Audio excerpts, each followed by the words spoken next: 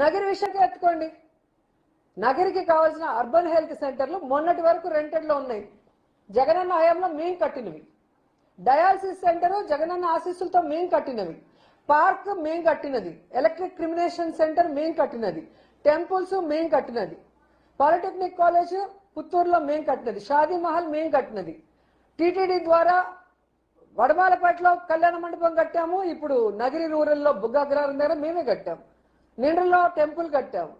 సబ్స్టేషన్లో IT college కట్టినాం. ఇలా చెప్పుకుంటూ పోతే చెప్పడానికి కొన్ని వందలు ఉన్నాయి.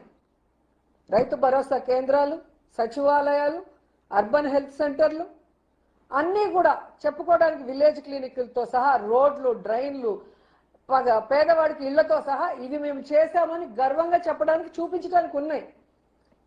కానీ 4 సార్లు ముఖ్యమంత్రి అయిన చంద్రబాబు నాయుడు ఈ జిల్లాలో పుట్టి కూడా ఈ నగరి నియోజకవర్గానికి చెప్పుకోవడానికి చేసింది ఏమీ లేదు.